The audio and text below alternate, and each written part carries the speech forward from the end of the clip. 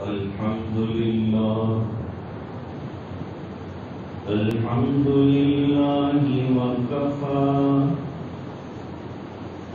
وسلام على عباده الذين اصطفى خصوصا على أفضلهم وخاتم النبيين محمد الأمين وعلى آله وصحبه أجمعين. أما بعد فأعوذ بالله من الشيطان الرجيم. بسم الله الرحمن الرحيم.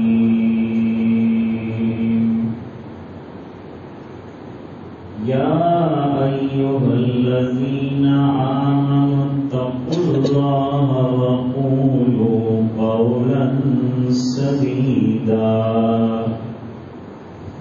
يصلح لكم أعمالكم ويغفر لكم ذنوبكم ومن يطع الله ورسوله فقد فاز فوزا عظيما. صدق الله العظيم.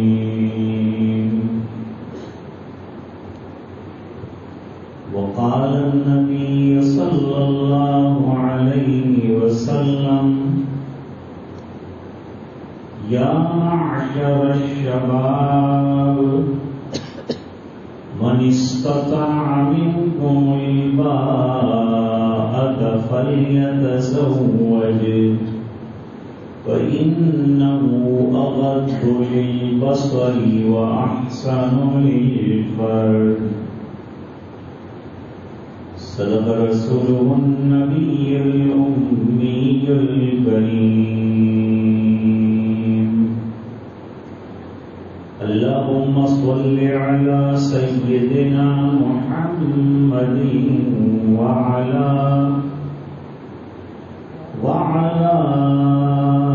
آل سيدنا محمد وبارك وسلم.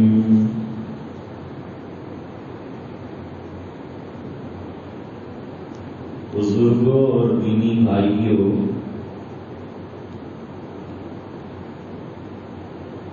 اور گھروں پر سن رہی دینی ماں بہنیں،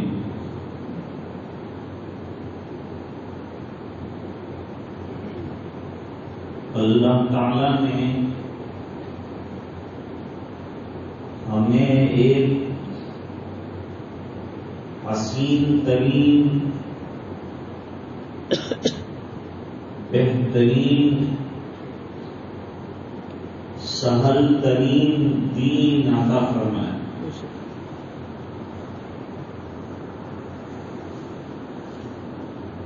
اور ہمارے تقاضوں کے بغیر ہم کو اس انعام سے نوازا.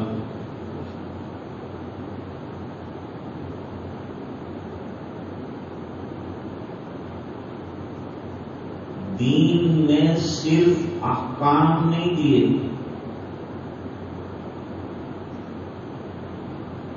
بلکہ قدم قدم پر کون سا کام کس طرح سے کرنا چاہیے اس کی ترغیب، تلقین اور اس کی حکمتوں کو بھی بیان کیا.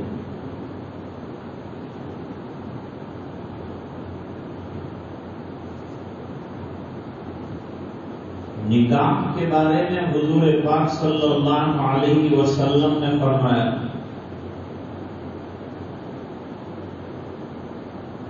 جوانوں کو خطاب کیا، کیونکہ شادی اکثر جوانی میں انسان کرتا ہے، دور شباب میں کرتا ہے.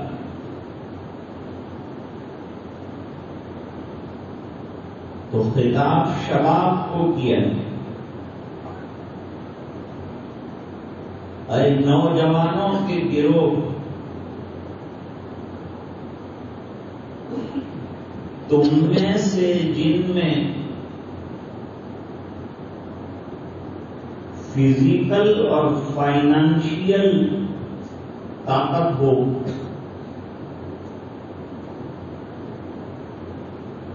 کہ جسمانی قوت بھی ہے اور اقتصادی قوت بھی،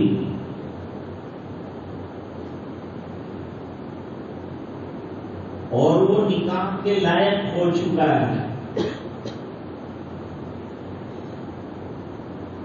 سرکار نے فرمایا کہ جلدی نکاح کر لے۔ بس اتنی بات بتلانا ہمارے نبی کا ہمارے لیے کافی تھا۔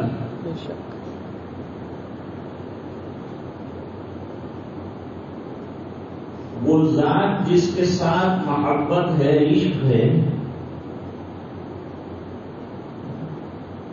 وہ تو کوئی کام کہہ دے تو محبوب کی بات پر محب قربان ہونے کے لیے تیار ہو جاتا ہے، وہ حکمتیں بھی نہیں ڈھونڈتا، مصلحتیں بھی تلاش نہیں کرتا۔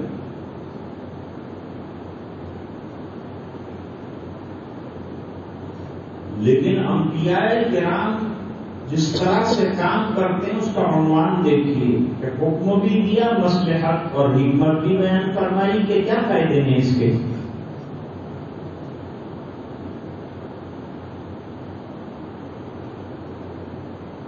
ایک صحابی ہیں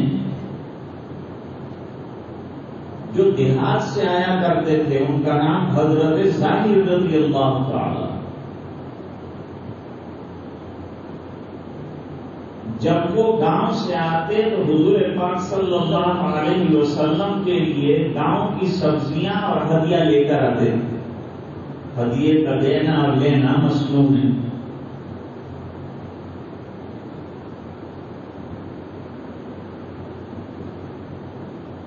حضور پاک صلی اللہ علیہ وسلم کی داد و دہیش میں کہاں پیچھے رہنے والے ہیں؟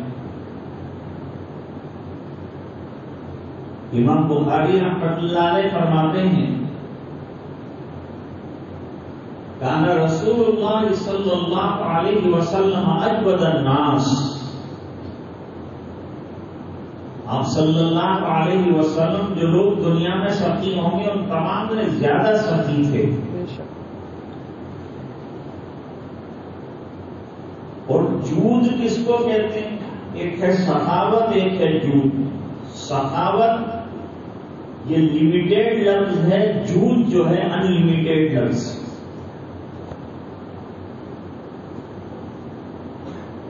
جود کی تعریف میں شارحین بخاری نے لکھا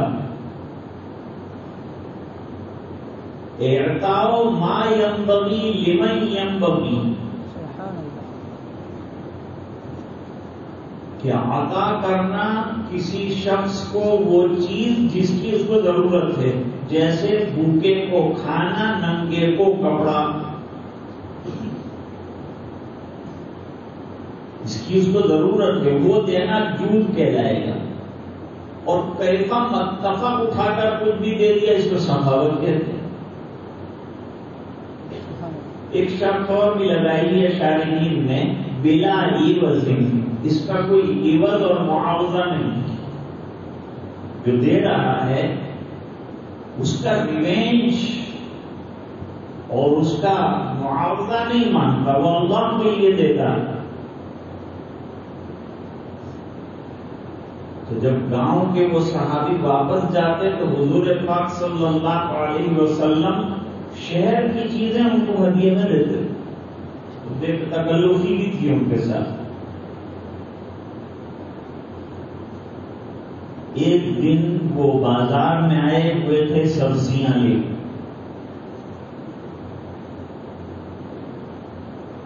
تو حضور پاک صلی اللہ علیہ وسلم نے پیچھے سے دیکھا اور ان کے دونوں ہاتھوں کو پکڑ لیا پیچھے سے،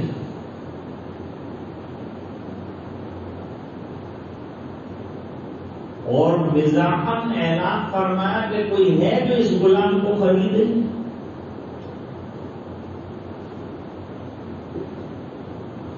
انہوں نے پلٹ کر دیکھا، کیونکہ حضور کی طاقت بہت زیادہ ہے، کئی جنتی انسانوں کی طاقت اللہ تعالیٰ نبیوں کو دے دے گی۔ تو مڑ کر دیکھا تو حضور پاک صلی اللہ علیہ وسلم کو پایا، اپنے جسم کو حضور پاک صلی اللہ علیہ وسلم کے ساتھ چمٹا کر عرض کیا، حضور مجھ کالے غلام کو کون لے گا، میری کیا ویلیو ہے؟ اب حضور پاک صلی اللہ علیہ وسلم سنجیدہ ہو گئے، آپ نبی، ٹھٹھا کرنا آپ کا کام نہیں۔ فرمایا ظاہر تم بڑے قیمتی ہو، اور تمہاری قیمت کوئی نہیں لگا سکتا، اس بنا پر کہ تمہارے دل میں لا الہ الا اللہ محمد رسول اللہ کا یقین ہے۔ ایمان سے آدمی قیمتی بن جاتا ہے۔ یقین کی متاع ہے جو حضور کے واسطے سے اللہ تعالیٰ نے ہمیں عطا فرمائی۔ دل میں لا الہ الا اللہ کہا جانا شاعر کیا کہتا ہے؟ زبان سے کہہ بھی دیا لا الہ تو کیا حاصل، دل و نگاہ مسلمان نہیں تو کچھ بھی نہیں۔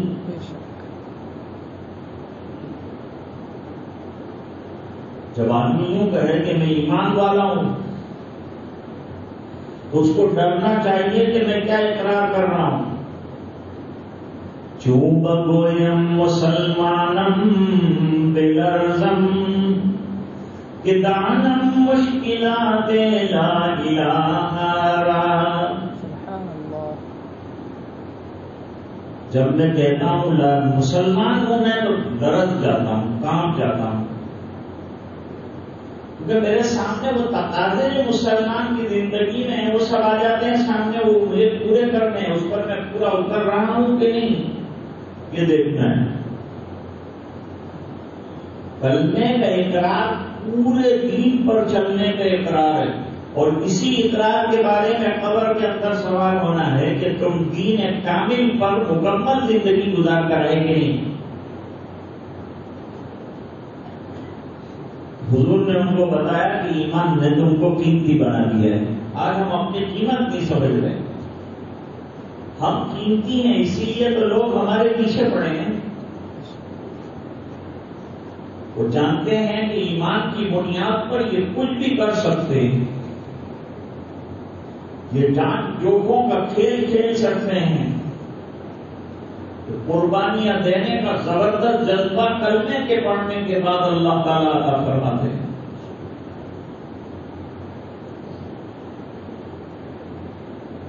پھر حضور پاک صلی اللہ علیہ وسلم نے ان کی لنگی پر نظر کی تو ان کی لنگی زمین پر گھسٹتی ہوئی جا رہی۔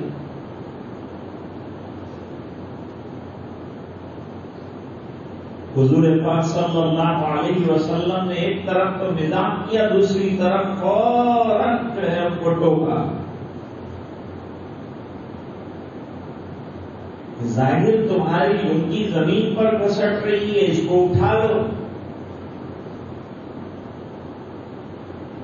تو انہوں نے عرض کیا حضور لٹھے کی ہے، معمولی ہے، پھٹ جائے گی تو بدل لوں گا۔ حضور پاک صلی اللہ علیہ وسلم نے فرمایا کفنوں سے اوپر کر لو۔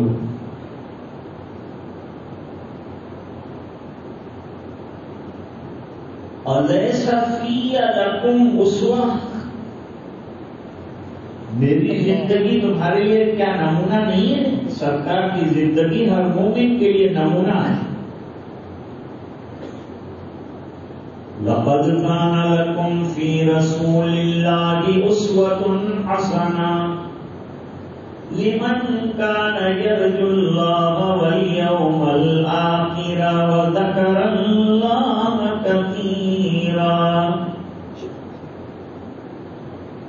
حضور کو اللہ تعالیٰ نے پورے عالم کے لیے نمونہ بنا کے بھیجا ہے. یہ IPL والے ہمارا نمونہ نہیں ہے.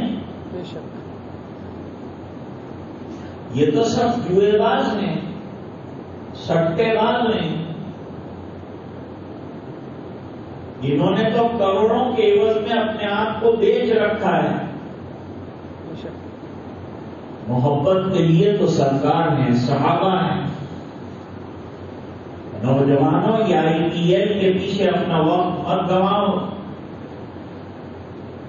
اپنے لمحات زندگی کو قیمتی سمجھو.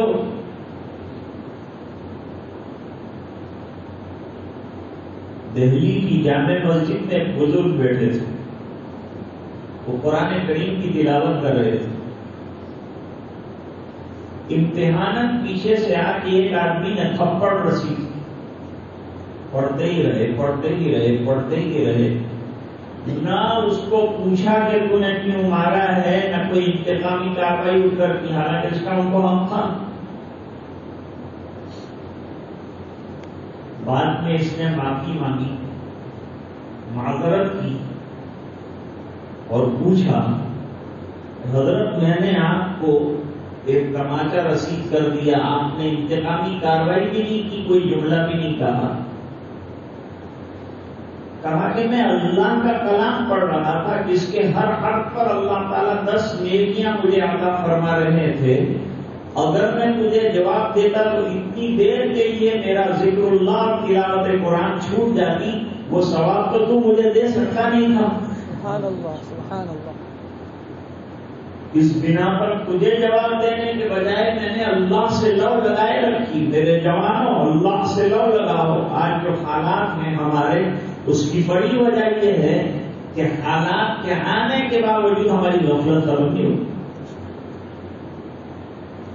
اللہ سے تعلق اور کثرت سے ذکر جو ہے اس کو اپنا مزاج بنا لو. قرآن کریم کی تلاوت گھر میں کرو, رحمتوں کے نزول کا حضور صلی اللہ علیہ وسلم کا وعدہ ہے.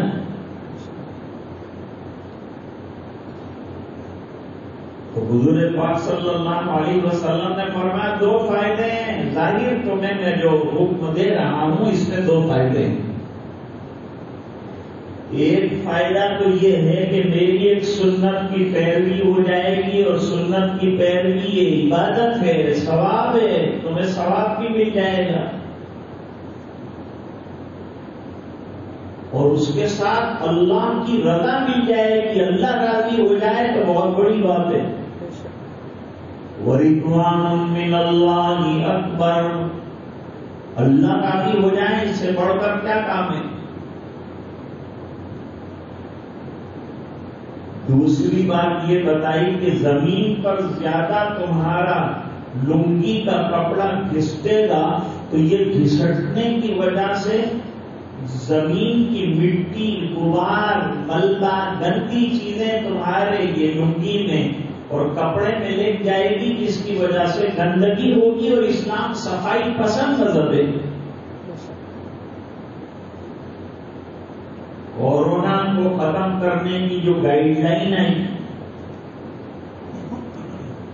اس میں پہلے نمبر پر یوں کہا کہ اپنے آپ کو خوب صاف رکھو, ستھرا رکھو. میں نے کہا یہ تو اسلام کی تعلیم ہے.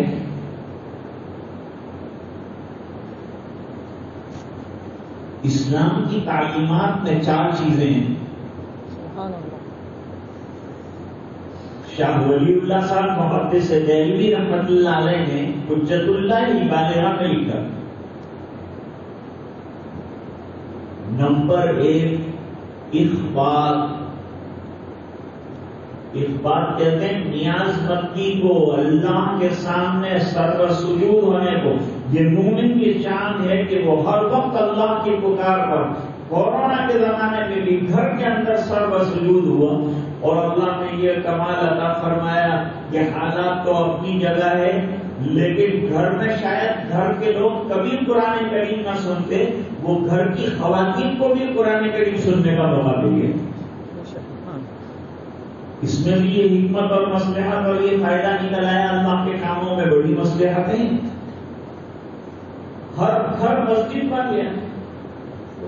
ہر گھر میں اللہ کے کلام کی صدا گونجنے لگی. ایک ہے بات، اس کا ترجمہ کریں گے نیاز مندی. دوسری چیز ہے طہارت، یعنی پاکیزگی، نظافت.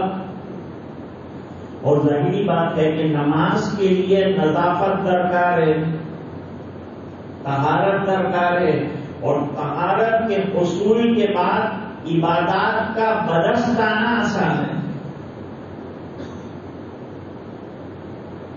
دو چیزیں اور بھی ہیں، اس کا تذکرہ نہیں کرتا. تو حضور پاک صلی اللہ علیہ وسلم نے ایک دنیا کا فائدہ بتایا، ایک آخرت کا فائدہ بتایا. آخرت کے فائدے میں اللہ کی رضا بتائی، دنیا کے فائدے میں کپڑے کا صاف ستھرا گندگی سے پاک رہنا بتایا. بعض لوگ ذرا جدت پسند ہوتے ہیں، ان کو صرف ایک بات سے اطمینان نہیں ہوتا، ان کو زیادہ فوائد اور مصالح چاہیے. حالانکہ حق تعالیٰ ٹھاکر اس کے پابند نہیں ہے حکم دینے کے بعد کہ ہمارے سامنے مصلحت بھی رکھیں. وہ تو بے نیاز پروردگار ہے، وہ حکم دے، بندے کا کام ہے، غلام کا کام ہے غلامی کرنا. تو بندگی چگت آیا بشرط مظلم کن، کہ خواجہ خود روش بندہ پروری داند. اس پر کیا ملے گا، اس پر کیا ملے گا. غلام کا یہ کام نہیں، غلام کا کام ہے غلامی کرتے جانا. آقا نے کہا ہے کیا مصلحت ہے، کیا حکمت ہے، کچھ نہیں معلوم، لیکن کرتے جاؤ. جو حاصل ہونا ہے وہ حاصل ہوتا جائے گا. حضرت امام بخاری رحمۃ اللہ علیہ نے ایک باب قائم کیا ہے، باب الحیاء من الایمان. حیا جو انسان کے اندر آتی ہے، شرم آتی ہے انسان کے اندر، تو یہ بسبب ایمان کیا آتی ہے. جو ایمان والا ہوگا وہ باحیا ہوگا. ہماری خواتین ایمان والی ہیں اس لیے باحیا ہیں، اس لیے پردہ نشین ہیں. مومن باحیا ہے اس لیے نگاہیں جھکے ہوئے رکھتا ہے. محمد ابن قاسم جب سندھ آئے تو اپنی فوج لے کر آئے، سندھ کو فتح کیا. تو یہاں کے لوگوں نے کہا کہ جنرل صاحب آپ جو لشکر لائے ہیں کیا یہ نابینا ہے؟ نابینا ہوتا تو اتنا بڑا معرکہ کیسے جیت لیتا، کیسے جنگ جیت لیتا. الحمدللہ سب بینا ہے، دیکھنے والے ہیں، کوئی اندھا نہیں. کہا ہماری بے پردہ عورتیں یہاں سے جاتی ہیں، ہندو عورتوں کا لباس تو آدھا ننگا ہوتا ہے. یہ ایسے ننگے لباس میں جاتی ہیں، لیکن تمہارے جو آرمی کے لوگ ہیں وہ نظر اٹھا کر نہیں دیکھتے کبھی یہ ہماری خواتین کا کہنا ہے. کہاں یہاں آنے سے پہلے یہاں کے حالات کا پتہ تھا تو میں نے ان کو لمبی نصیحت نہیں کی. میں نے خالی قرآن کریم کی ایک آیت ان کو سنا دی، بس اس پر ان کا عمل ہے. میں نے خالی ان کو یہ سنا دیا قُلْ لِلْمُؤْمِنِينَ يَغُضُّوا مِنْ أَبْصَارِهِمْ وَيَحْفَظُوا فُرُوجَهُمْ. ایمان والے مردوں سے کہو کہ اپنی شرمگاہوں کی حفاظت کرے، اور شرمگاہوں کی حفاظت کے لیے آنکھوں کی حفاظت ضروری ہے. آنکھوں کی حفاظت ہو گئی تو شرمگاہ کی حفاظت. نکاح کا بڑا مقصد پاک دامنی کا حصول ہے. نکاح کا بڑا مقصد پاک دامنی کا حصول ہے.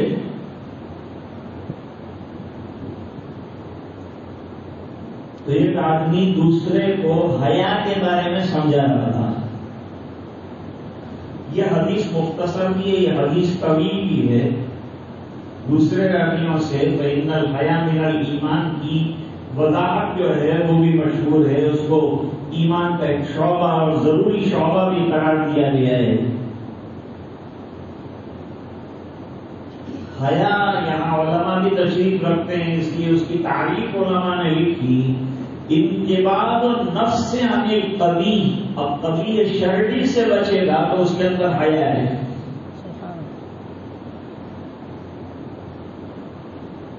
ایک آدمی دوسرے کو کہہ رہا تھا کہ تیری حیا نے تجھے بہت نقصان پہنچایا ہے،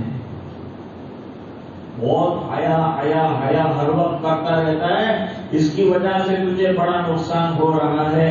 حضور پاک صلی اللہ علیہ وسلم وہاں سے گزر رہے تھے، نبی غلط بیانی، غلط کلامی، غلط عمل اپنی آنکھوں سے دیکھ کر چپ رہے نبی کی شان میں۔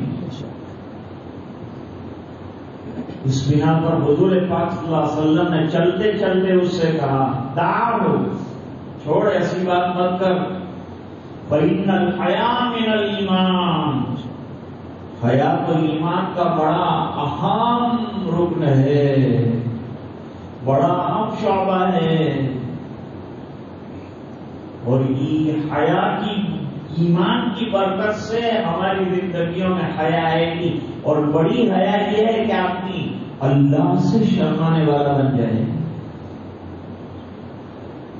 پھر علماء نے ایک بات عجیب لکھ دی، یوں لکھا کہ دین سیکھنے میں حیا نہ کریں ورنہ علم سے محروم رہ جاؤ گے۔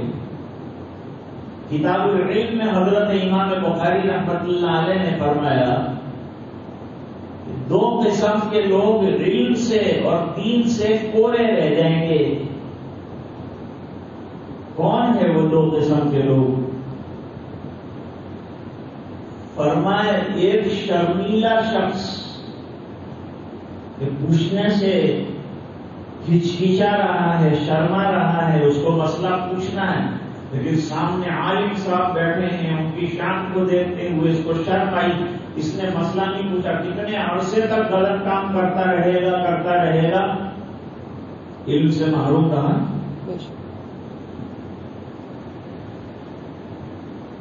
اور دوسرا متکبر جو ہوتا ہے وہ علم سے محروم رہتا ہے،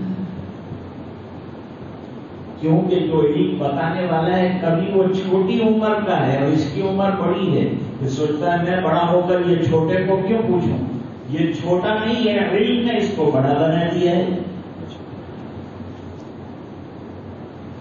تو حضور پاک صلی اللہ علیہ وسلم نے فوراً روکا کہ نہیں۔ ایک اور حدیث سناؤ، لمبی تقریر نکاح کے موقع پر میں نہیں کرتا، دلہا صاحبان پریشان ہوتے ہیں۔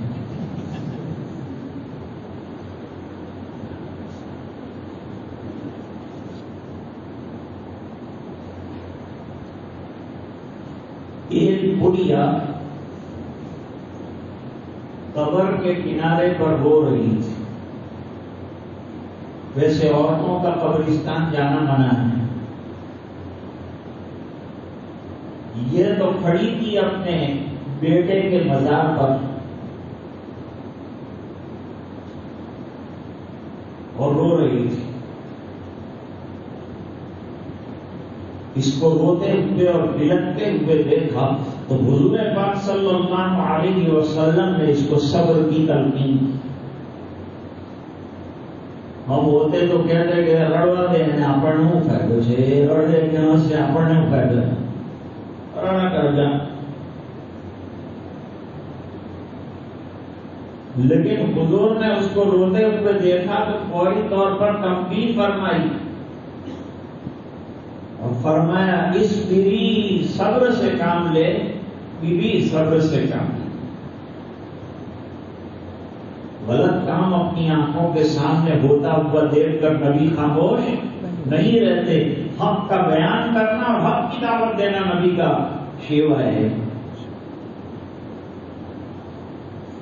اس نے کہا میرا جو گیا ہے، میرا جو لوٹا ہے وہ کون جانتا ہے؟ ہمارے حافظ اختر صاحب چلے گئے، یہ جگہ خالی ہو گئی، قرآن کریم پڑھنے والا اور پکا نمازی اور مدرسوں کا بڑا خیال رکھنے والا چلا گیا تو کبھی ہو گئی سنی ہو گئی مسجد، ہمیں ان کے جانے کا غم ہے، لیکن یہ اللہ کا فیصلہ ہے۔ کوئی وقت سے پہلے نہیں جاتا، کوئی وقت کے بعد نہیں جاتا، وقت معین پر اللہ تعالیٰ بلاتے ہیں، بہانے اور اسباب بن جاتے ہیں۔ اللہ نے ان کو شہادت کی موت مقدر کر رکھی تھی تو وہ عطا فرمائی۔ اللہ تعالیٰ غریب رحمت فرمائے اور ان کی خدمات جلیلہ کو اللہ تعالیٰ قبول فرمائے اور ان کی قبر کو نور سے منور فرمائے اور ان کا نعم البدن نام والوں کو اللہ تعالیٰ عطا فرمائے۔ بڑے قرآن کریم کے خالق اور طلباء اور طالبات کو کیسا بہترین قرآن کریم سکھلائے۔ آپ کے گاؤں کا قرآن کریم پڑھنے والا طالب علم پڑھنے سے پہچانا جاتا ہے کہ یہ ہتھوڑے کا ہوگا۔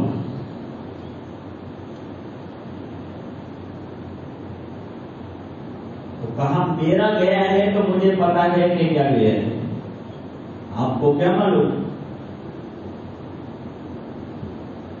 حضور نے کہا میری مرضی لست علیہم بمسیطر، نبی کوٹوال نہیں ہوتا کہ ڈنڈا لے کے جو میں کہتا ہوں وہی کرنا پڑے گا، یہ نہیں کہتا، دعوت دیتا ہے، سمجھاتا ہے، نہ مانے پھر تیری مرضی کی بات ہے۔ دین میں اکراہ نہیں ہے، زبردستی کا سودا نہیں ہے، لا اکراہ فی الدین، دین کے قبول کرنے کے اندر اقرار اور زبردستی نہیں، لیکن دین قبول کرنے کے بعد عبادات پر پابندی کے لیے سختی کی جائے گی، اکرام کیا جائے گا۔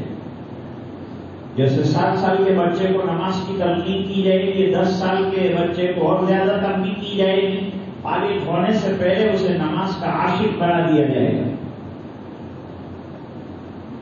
یہ ماں باپ کی ذمہ داری ہے کہ اپنی اولاد نمازی بنے اور نیک بنے، تو خود نیک بنا ہے، اپنی اولاد کو نیک بنانے کی فکر کرنا، اس کی تربیت کرنا۔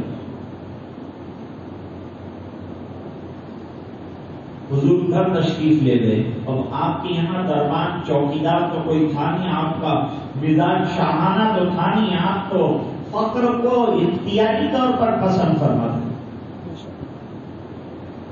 اللہ نے فرمایا احد کا پہاڑ تم چاہو تو سونے کا بنا کر تم کو دے دو، مکے کے ٹیلے سونے کے بنا کر تم کو دے دو۔ حضور نے فرمایا اتنا دیجیے کہ ایک دن صبر کروں اور تیرے سامنے آبوداری کروں، اور ایک دن شکر کروں تیری نعمتیں کھاؤں۔ یہ شان ہے ہمارے آقا۔ اب وہ گھر چلی آئی، بدتمیزی کی تھی اس نے، یہ نبی کا دل گردہ ہے کہ بدتمیزی کے باوجود جو ہے حضور نے اس کو ڈانٹا نہیں، کیونکہ حضور خوش اخلاق ہیں اور خوش اخلاق آدمی جلدی سے غصے ہو کے کوئی فیصلہ نہیں کر لیتا۔ بردباری اور حلیم الطبع ہیں حضور پاک صلی اللہ علیہ وسلم۔ اس کھیل کی وجہ سے اس عورت کو ڈانٹا نہیں کہ تم مجھے پہچانتی نہیں، اس کو لوگوں نے بتایا کہ تم نے سرکار کو کیا بات کلامی کر دی، دوڑ کر حضور کے دربار میں پہنچی، دروازہ کھلا ہے، معافی تلافی کرنے لگی۔ حضور پاک صلی اللہ علیہ وسلم نے پھر جملہ بتایا، پھر اس کی اصلاح فرمائی اور فرمایا ان الصبر عند صدمۃ الاولی، پہلی مرتبہ جب تجھے دل پر دھکا غم کی آہٹ پہنچی اور تم نے اپنے ایمان کو اور اپنے آپ کو سنبھال لیا، یہ بہت بڑا کام ہے۔ اس کا نام صبر ہے۔ صبر کی حقیقت بھی ہمارے سامنے کھول کر رکھی، سمجھا اس کو رہے ہیں، لیکن قیامت تک آنے والی ضروریت کے سامنے صبر کی حقیقت کھل کر آئے۔ آج آیت تو میں نے پڑھی، اس پر تو کلام نہیں کروں گا، اور حدیث شریف جو ہے وہ امام بخاری رحمۃ اللہ علیہ نے کتاب النکاح میں نقل فرمائی ہے، وہ آدھی پڑھی ہے آپ کے سامنے۔ اس میں نوجوانوں کو خطاب کیا ہے حضور پاک صلی اللہ علیہ وسلم نے کہ تمہارے اندر اگر فائنانشیل اور فزیکل پوزیشن آپ کی مضبوط ہے تو جلدی نکاح کر لو۔ کیوں کر لیں جلدی نکاح؟ کیا ہوگا؟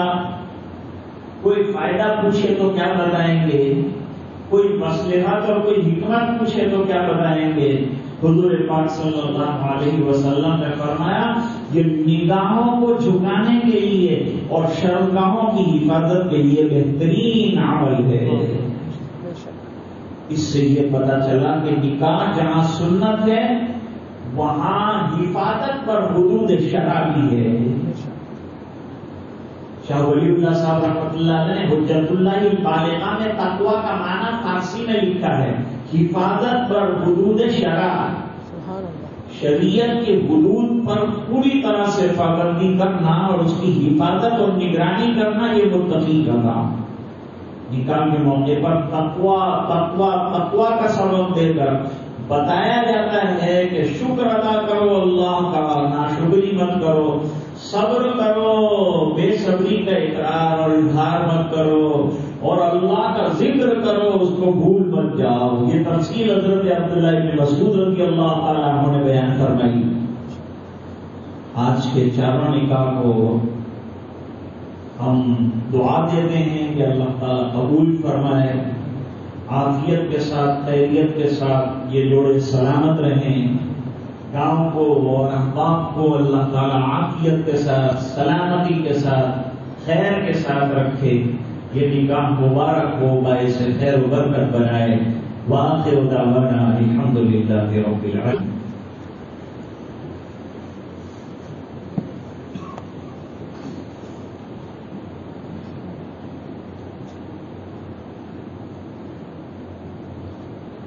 وکیل ہیں فاروق عباس صاحب، فاروق عباس مرزا صاحب. اجازت آپ کی ہے گی؟ آپ کی بیٹی ہے؟ ٹھیک ہے، آپ ولی ہو گئے. گواہ محمد حسین صاحب اور شریف مبارک صاحب. ٹھیک.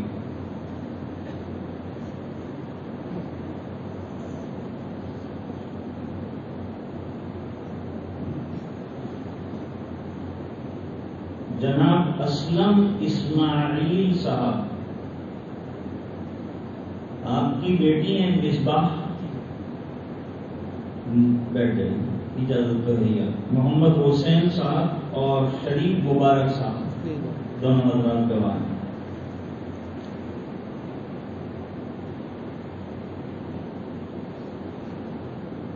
محمد حسین غلام اعظم صاحب، آپ وکیل ہیں مرحبا بانو کی طرف سے جو بیٹی ہیں مقصود اعظم صاحب کی، اور مقصود محمد صاحب اور مقبول غلام ملک صاحب یہ دونوں حضرات گواہ.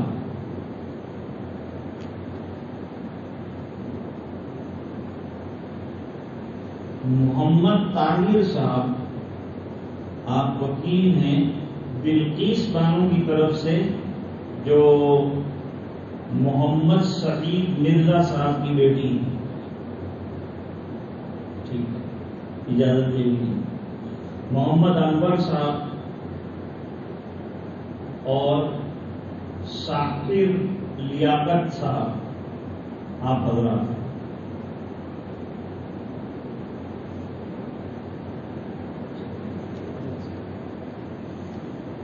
بسم اللہ الرحمن الرحیم. الحمد للہ نحمده ونستعینه ونستغفره ونؤمن به وعلیہ ونعوذ باللہ من شرور انفسنا ومن